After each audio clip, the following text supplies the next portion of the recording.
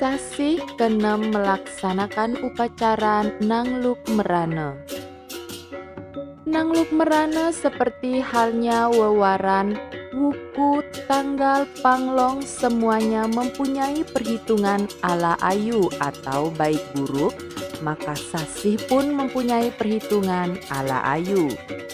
Misalnya pada waktu bergerak, saat wiswayana atau saat berada di tengah, kemudian bergerak ke utara atau utarayana, dan kemudian bergerak ke arah selatan atau daksinayana, maka secara umum sasih utarayana dianggap sasih yang bersih dan daksinayana dianggap sasih kotor.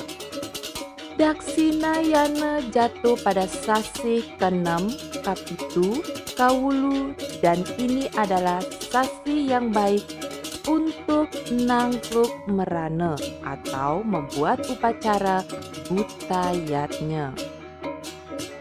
Umumnya desa-desa di Bali menggelar upacara Nangluk Merana pada saat sasih ke-6. Orang awam memahami upacara ini sebagai ritual untuk mengusir hama dan memohon anugerah Ide Ratu Gede Mecaling, penguasa Laut Selatan yang berstana di Pura Penataran Pet Nusa Penida agar dijauhkan dari segala jenis penyakit. Biasanya upacara Nangluk Merane dilaksanakan saat tilem ke-6. Ada juga yang memilih melaksanakan upacara Nangluk Merane Kajeng Kliwon Enyitan atau Kajeng Kliwon Uwudan Sasi ke-6. Upacara Nangluk Merane umumnya dilaksanakan krama subak di seluruh Bali. Upacara dilaksanakan di pura-pura yang berstatus sebagai pura subak terletak di tepi pantai. Karena itu pula, upacara Nangluk Merane biasanya terkonsentrasi di Pura Watu Klotok, Pantai Lebih, Pura Ulun Subak Bukit Jati, Pura Mas Ceti, Pura Erjeruk, Pura Peti Tenget, Pura Rambut Siwi, Pura Tanah Lot, dan pura-pura sejenisnya. Pelaksanaan upacara Nangluk Merane ini disesuaikan dengan desa Kalepatre, tempat, waktu, dan tradisi yang sudah berjalan di masing-masing daerah di Bali. Berdasarkan sumber yang dibaca, pelaksanaan Nangluk Merane yang dilakukan masyarakat ini telah ada sejak zaman Resi Markandia. Makna dan fungsinya sangat jelas untuk melaksanakan keselamatan lahir dan batin. Semua itu ada dalam sastra Lontar Purwaka Bumi. Di samping itu, tujuan ritual tersebut juga untuk memohon berkah kesuburan. Terlebih lagi, dalam pergantian sasi ini harus dimaknai dengan baik, dilaksanakan dengan las carya, ngaturang bakti dan banten, memohon keselamatan agar terjadi penetralan keseimbangan sesuai dengan ajaran dan lontar Cudemani. Mengacu pada sumber sastra lainnya, dalam hubungan dengan upacara Nangluk Merane, diantaranya bersumber dari Purana Bali Dwipa. Pada intinya, sumber itu mengatakan ketika Raja Sri Aji Jaya Kasunu mendapat petunjuk dari Hyang Maha Kuasa berbunyi sebagai berikut. Malih aja lali ring tatawur ring sagara, manca sanak nista madya utama nangken sasih kanam kepitu kaulu pilih tunggil wenang maka panangluk merane aranya. Yan sampun nangluk merane gereng tatumpur tikus walang sangit mewah salwiring merane ring desa mewang ring sawah tanpa wisya apan sampun hana labya. Wetning salwiring merane saking samudra datangnya. Artinya, dan jangan lupa melaksanakan kurban atau tawur di Laut Amanca Sanak, tingkat kecil, sedang, utama, tiap-tiap bulan Desember, Januari, Februari, salah satu di antaranya dapat dipilih untuk dilaksanakan sebagai penolak hama dan bencana. Bila mana sudah melaksanakan upacara Nangluk Merane, penolak hama dan penyakit di sawah, maka tikus, walang sangit, segala bentuk hama di tingkat desa maupun sawah tidak akan berbahaya karena sudah dibuatkan upacara. Oleh karena segala wabah dari laut sumbernya. Ritual Nangluk Merane semestinya dimaknai menyelusup jauh pada laku diri. Nangluk Merane sebagai ritual menjaga keseimbangan alam semestinya kita ditindaklanjuti dengan laku diri secara nyata untuk menjaga lingkungan. Tak perlu yang berat-berat, mulailah dengan cara-cara teramat sederhana. Jangan membuang sampah sembarangan, jaga kebersihan selokan, bersihkan sungai dan lainnya. Jika sudah begitu, tentu penyakit dengan sendirinya tak berani mendekat. Itulah anugerah paling nyata dari ide Ratu Gede Mecaling. Kenapa masyarakat Bali memberi perhatian pada saat sasih ke-6? Manusia Bali memberi perhatian khusus pada sasih ke-6. Sasih ke-6 kerap kali paling ditakuti. Sasih ke-6 dimaknai awam sebagai awal merebaknya aneka penyakit ataupun hama. Banyak orang jatuh sakit, begitu juga tanaman tak sedikit yang rusak dimakan hama. Memang dalam tradisi Warige Bali, sasih ke-6 merupakan saat Dewi Durga beryoga. Sasih ke-6 juga berada dalam naungan kuasa Betara Guru. Kini Dewa Siwa tengah menguasai arah barat daya. Bila saat sasih ke-6 terjadi gempa bumi, ramalan tradisional Bali menyebutkan akan banyak orang susah menjalani hidup. Manusia menjadi liar, karena itulah Anda diingatkan untuk waspada berbicara. Jika sampai pembicaraan Anda membuat telinga orang panas, keributan akan mudah terpatik. Bencana alam pun biasanya mengintai dan pencuri bergentayangan tanpa rasa takut. Secara faktual, sasih ke-6 merupakan musim pancaroba, peralihan dari musim kemarau ke musim hujan. Hujan yang turun pada sasih ke-6 lebih lebat daripada hujan saat sasih ke-5. Musim pancaroba tentu saja berdampak pada kondisi alam. Pada akhirnya, kondisi alam yang berubah itu berakibat juga pada kondisi manusia. Jika daya tahan tubuh tidak cukup kuat, maka sakit akan amat mudah menghampiri. Lantaran hujan mulai turun, udara mulai terasa lembab. Matahari kerap pula terselimuti mendung, akibatnya suhu udara menjadi gerah. Kondisi ini tentu mudah memicu sakit flu, demam, ataupun batuk-batuk.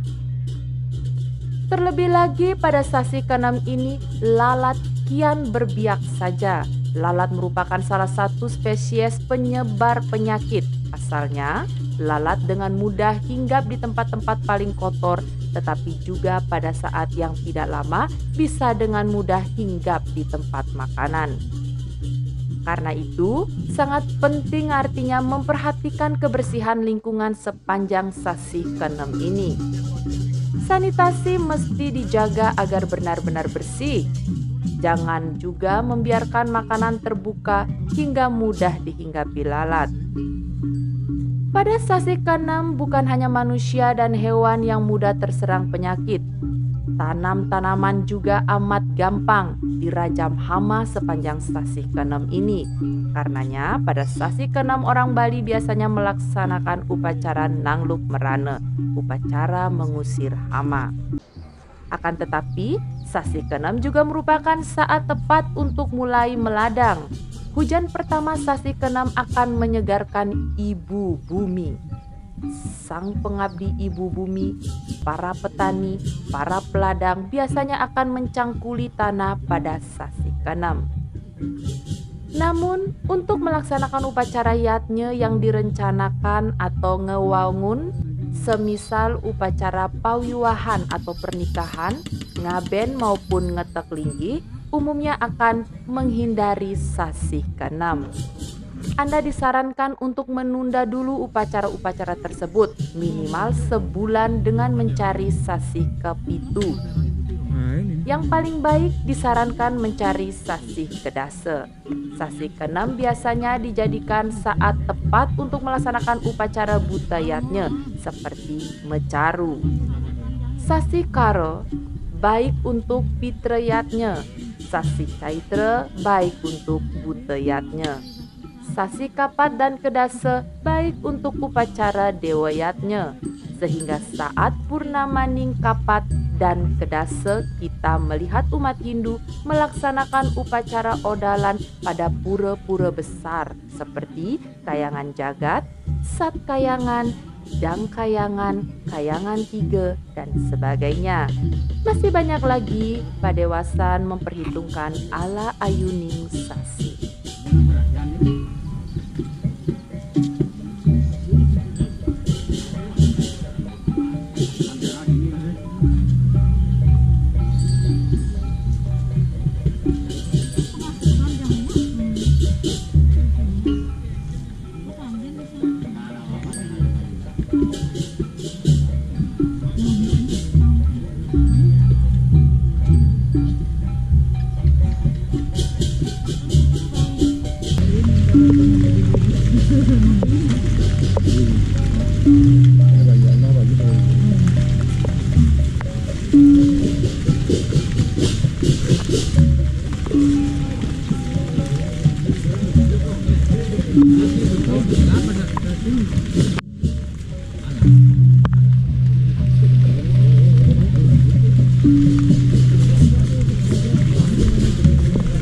Menarik.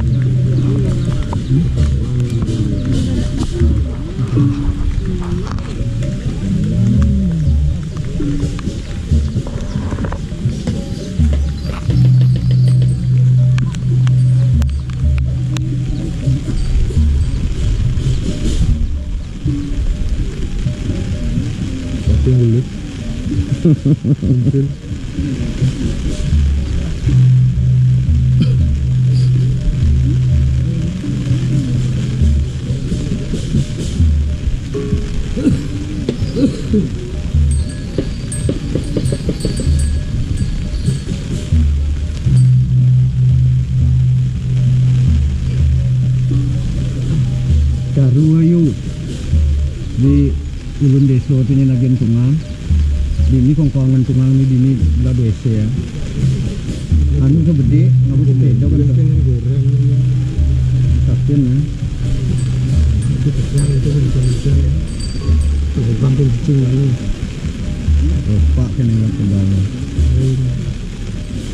orang kucing kena pedal